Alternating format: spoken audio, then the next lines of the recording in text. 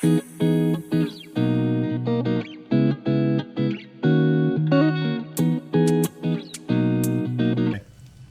right, so we are back today with Bob Scott, who is a current Kettering council member, and he is a small business owner, a third-generation born and raised resident of Kettering, graduated at Fairmont West.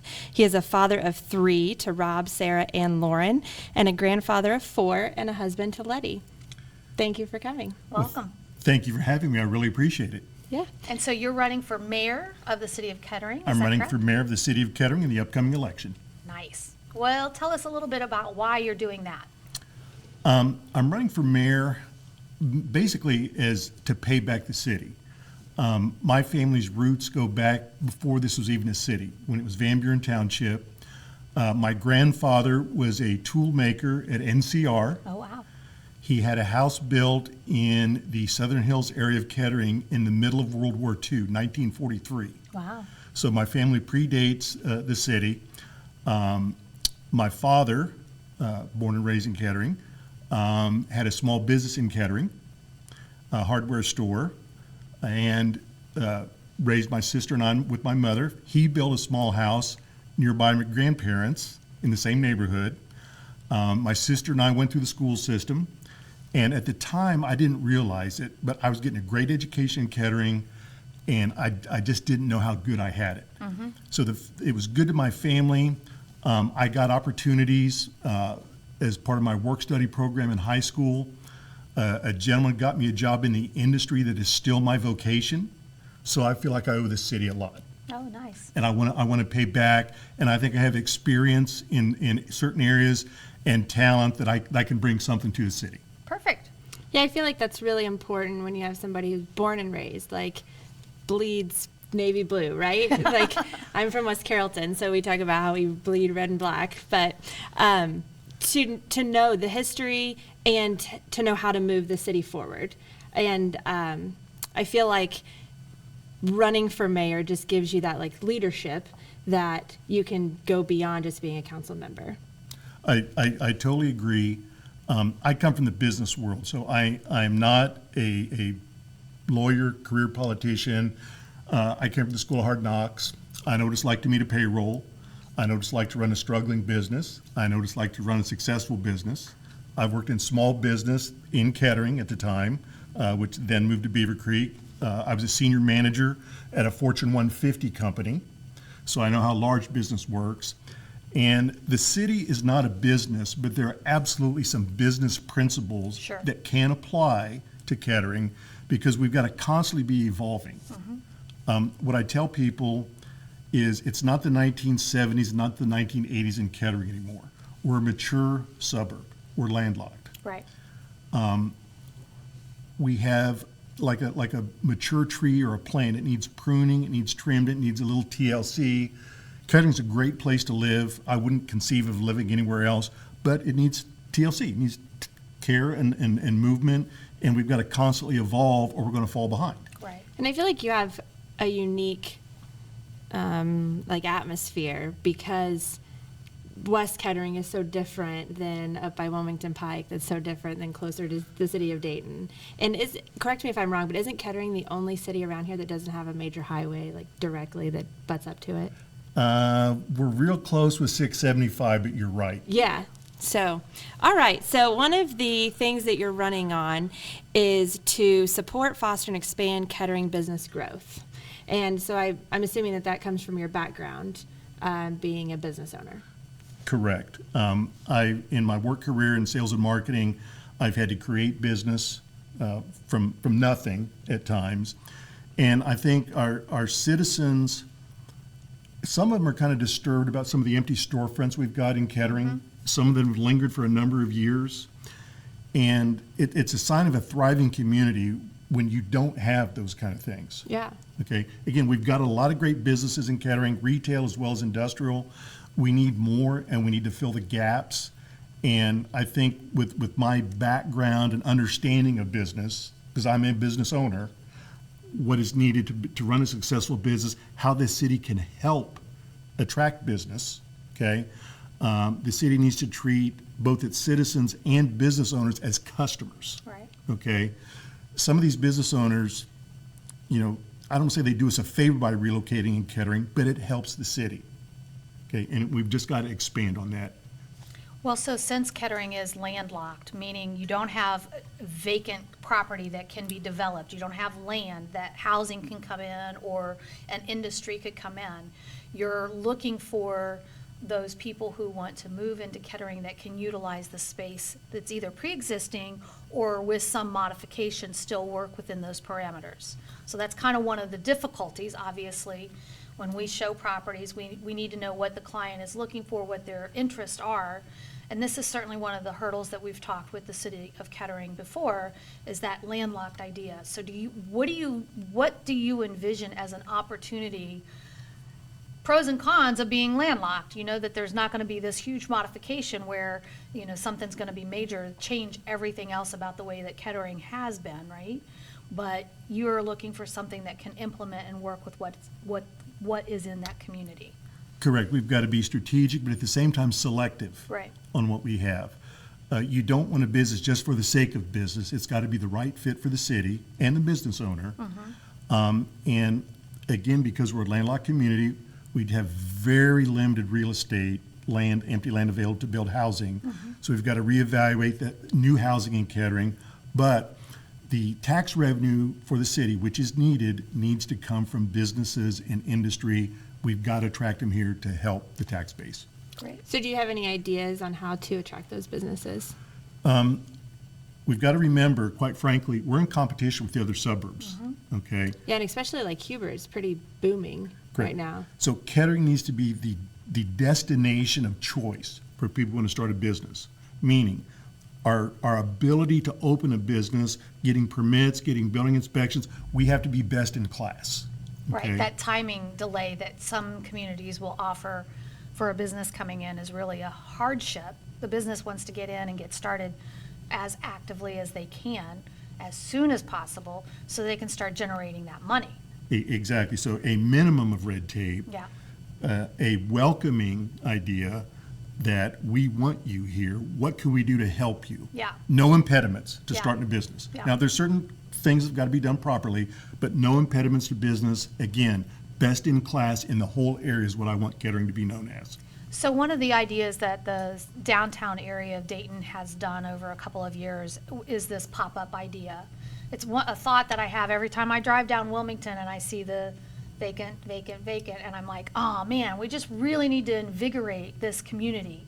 Would Kettering be open to a pop-up idea where you take this, we'll call it a strip mall for lack of different word, right? And you say this 20,000 square foot space is here.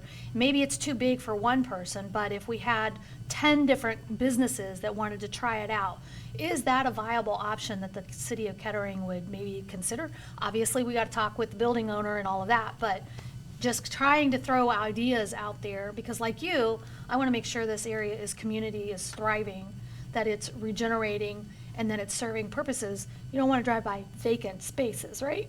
Correct. And it kind of hits home because I live on Wilmington Pike. Yep. So I drive up and down Wilmington 20 times a week minimum. Yeah. And you're right. We've got to think outside the box on attracting businesses. Yep. Okay.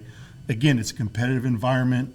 Let's work and create with prospective business owners and give them something other suburbs can't or won't do.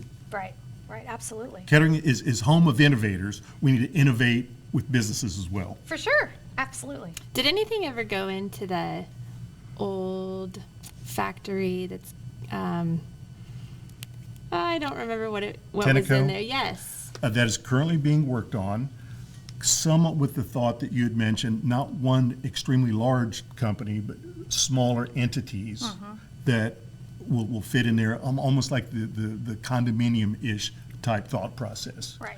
Okay. But that is a strategic gem that we've got in our city that we absolutely have to maximize its potential and attract the right industries in there, long-term. Well, and I think if people realize what Kettering offers, obviously, then they would be maybe more drawn to it. You know, everybody thinks where they want to go, and Brookville's exploding on industrial side, right? And Trotwood has industrial complex out there, but City of Dayton has been able to garner those downtown businesses that thrive on that kind of a feel. Kettering is really, I think, a prime community because of its location. It's central to everything, and it's very easy access to 675. But I think the demographics work really well for retail space, for driven consumer application, as well as some business that just, is independent of all of that too. Well, in addition to the businesses, prospective business owners, considering Kettering, we have great quality of life. We have affordable housing, a good school system, the city's well-maintained, and we're kind of, even though we're the inner ring suburb, we're the largest suburb in the area, Right. but we're adjacent to almost everything. Yeah, very So close. it's a great destination.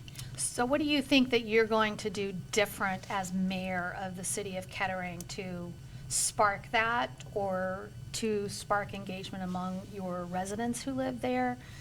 You probably have pretty good involvement. If I remember, Kettering has pretty good resident participation in events. You've got the phrase, you've got activities. Speaking of the phrase, let's bring that up. Because Hot topic. I feel like somewhere around 2017, 2018, like the quality of acts just kind of dropped off there.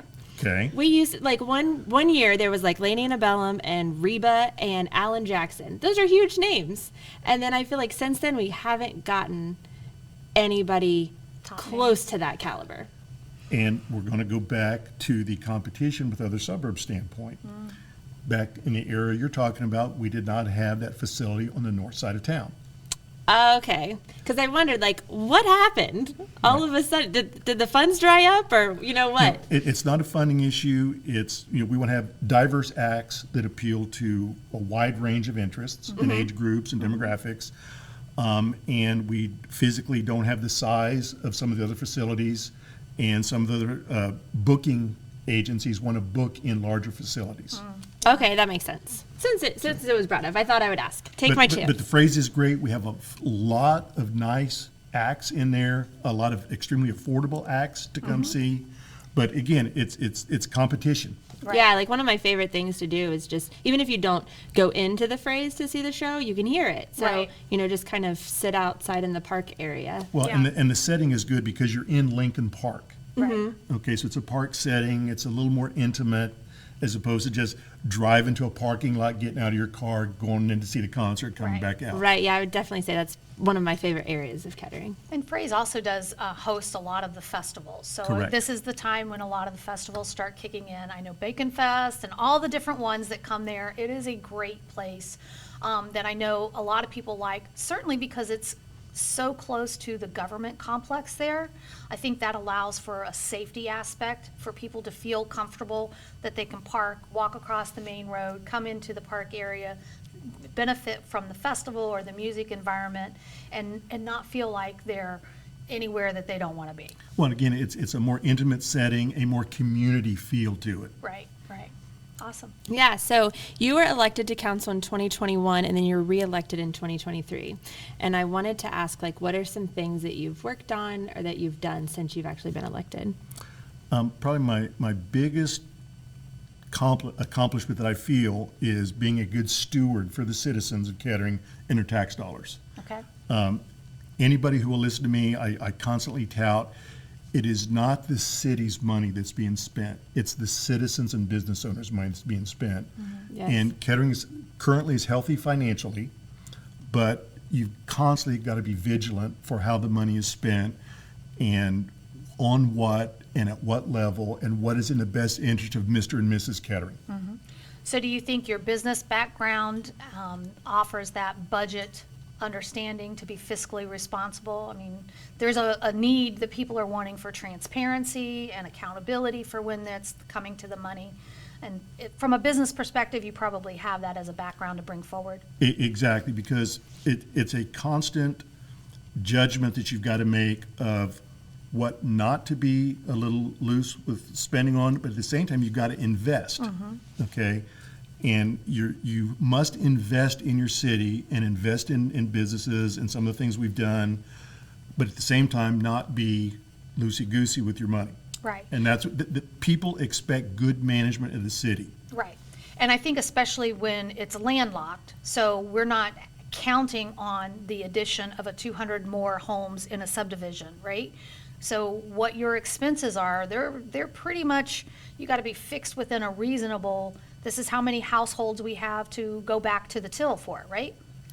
We Because must be. this is a big topic. Right, we've got to be prudent on how we do things. Right. We have, I don't say we don't have any margin for error, but we don't have the luxury of saying, oh, we've got a problem, let's get another tract and build another 10 acres of properties. Right, right. Interesting. So does the city of Kettering have any projects, exciting projects in the works right now that you can talk about? There are some in the works, some I cannot talk about. Okay. But let's say we are moving forward, but my personal opinion is, as mayor, I want to accelerate that even more. We're doing some good things. We've got to do it faster and better. And again, to be best in class with flawless execution of what we're trying to do. Okay. The one project that has been made public is the saving of the barn structure on Far Hills. It is the most historical structure, I would say, in the city that's easily visible. And it was a great partnership between the city and private enterprise to get a real gem saved in our city and not just torn down and turned into a parking lot. Right. Where on Far Hills is this? It's right near the football stadium. Oh, okay. I know It- exactly It was where that the is. original Fairmont High School. Oh, wow. Yeah. That's so cool. A lot of history there then. Tremendous amount of history, and if something bad would have happened to that, it would have been torn down, we would never be able to recreate that in Yeah, the city. yeah, for sure. Yeah. So one of your other platforms is to fully support police and fire, and I know that that's so integral to any kind of city structure. Can you just talk a little bit about that? Citizens of Kettering, ever since I was a boy growing up, it's a given. We had good police and fire. We just absolutely have to maintain that, and it's more of a challenge for the police. We live in a different world. One of the things I am proud of in my tenure as a council person, I fully supported the flock cameras being installed in the city. And for those of you who don't know what they are, they monitor key intersections, read the license plates of vehicles, thousands of them a day. And there's been a couple of instances that have been confirmed by our police chief that those flock cameras aided the police department in apprehending a perpetrator of a crime. Great. Oh, that's awesome. Yeah. I didn't even know those existed. Yeah, Inglewood has those as well that they've utilized that way. But that's good to know that Kettering is doing that as well. Well, I was 100% behind it because, again, we're in a changing world. Police have much more on their plate than they used to. Anything we can do to free up a manpower and let technology help our police department, I'm all for. Yeah. Well, and that's the reason why I would support something like that, especially because you're a community that is adjacent to all the others. Trouble coming from another area, blowing through Kettering, and then hitting that highway, I mean, you wouldn't find them, right? They'd be gone. Correct. But so by having those use of cameras, and is that automated, or is there an officer who watches in order to pull that up? It's automated with extremely tight controls on the usage of it. Gotcha. There are laws to protect the citizens of abuse. Right, for sure. Oh. All right. And then another one is to make your neighborhood a priority. And I wasn't exactly sure what that meant. We've got mature neighborhoods in Kettering. Some date back into the late 30s, early 40s. And one of the more repetitive comments I hear from citizens is, gee, my neighborhood is not what it used to be. I've got a neighbor across the street who doesn't maintain their house, or this business wasn't as well maintained as it used to be. We need to have a continued and consistent enforcement of our codes in the city for property maintenance, whether it's citizens or business owners. But at the same time, recognizing that some citizens, either physically because they may be elderly and can't do certain maintenance around their property, or they're economically challenged and they can't do certain things. And we want to initiate a program in the city. I haven't come up with a name for it yet. We have a great volunteer network in Kettering already. I want to expand that. So we have retired people, gentlemen, still handy, can still get up and down ladders. We have trades at Fairmont High School. Let's say a citizen's downspout fell down. It's an elderly person. They physically can't go out and do it. They can't or won't hire a repair person. They call the city. There's a hotline. A city representative goes out, does a means test that it's actually a need, not someone who just is lazy, Doesn't Right. want to pay for it. doesn't want to pay for it. Yeah. And then we'll send a 2 or 3 or whatever person team out, reattach the spout or drain pipe or whatever. Or if a limb fell off a tree, a large one fell in the yard, we could send a team out with chainsaws. There would be a slight expense to the city because we'd have to provide some kind of oversight and staff. But the citizenry, I think, would greatly appreciate that. And it keeps our house values up, which is critically important in the city. Yeah. And again, I want to expand our volunteer network and provide hands-on real benefit throughout the city. I think that's amazing. I've not heard of that in any other city or I- township. I've not around. heard of it before either. There'll be some challenges to overcome for sure, waivers, legal issues. But the first answer to that should not be, no, we can't do it. Right. Yeah. It should be, yes, might be some hurdles, but we want to do it because it's good for the city. And if it's good for the city, we've got to figure out how to make it happen. Right, and again, it's taking care of those residents who have been longtime supporters of the community. In most cases, when you're talking about aging person in the home who isn't able to take care of that maintenance, it's likely that they've been there for 10, 20, 30 years, right? And so you want to make sure that they have value and reason to stay instead of getting kicked out and, delinquent on everything and just becomes a negative at that point. Exactly. And I mentioned like elderly people who physically can't do it. We also have situations, just as an example, see you've got a working single mother with 3 kids. She comes home at the end of the day, she's got to take care of her kids, help them with their homework, and she's got a problem with the outside of her house, the screen door broke or something. She's, running a tight budget already. She just needs help. Yeah. People are willing to help one another. We just got to get the people in need with the people who can help. Sure. And the city needs to be the one to help move that along because it's good for everybody. Yeah, that's a good idea. Yeah. So we've talked about it a little bit, but another one of your platform is to tackle real community issues. So I wanted to ask, like, day one, you're elected as the next mayor of Kettering. What do you do? That is a great question. Yeah. I wasn't prepared for it. Okay. Day one, first of all, this is kind of a canned answer. Thank everybody who supported us and let the world know that we're going to do the absolute best we can for the city of Kettering. Okay, that's first and foremost. The city's a team, so the staff's a team. Work with the staff to get things done. And again, kind of create a sense of urgency that we've got to keep moving forward. We've got to keep moving forward and reinforce to the citizens, and especially the citizen business owners, the people who live here and have their own business here. I call them double citizens. Right. Yeah. Okay. Right. We're with the city and we're here to help you. Yeah. This is our community. So Okay? more like an open door, an open door policy. Like, if I am a business owner or resident, I can come to Mayor Scott's office and say, hey, Yes, you can. I need help. Here's my idea. Not just like, stop by is what I mean, but, there's that team, consistency that you're talking A about. collaboration. Collaboration, that's a good word. Well, I think one of the key responsibilities of a mayor is to be a great listener and poll the community. What are the issues? What are your problems? How can we possibly help? And that kind of goes along with, I should have mentioned this earlier, one of the reasons I'm running for mayor, or actually the reason I'm running for mayor, I don't want to be mayor. I want to do things. I want to help people. I'm not interested in walking into a restaurant and having someone, oh, there's the Mayor of Kettering. I could care less about that. I want things done to make this city better. So I'm in there for action, not recognition. And I think transparency is so important right now in the whole environment that we're in. And I really like to hear from candidates that say, like the judge's black coat syndrome thing, where they get in and then they put themselves on the pedestal. I like to hear from candidates and other elected officials that don't do that already. Right, real life experience that you can relate to because you're kind of on the same as your residents around you. Now, this is a contested race, right? You have other Correct. people running as mayor.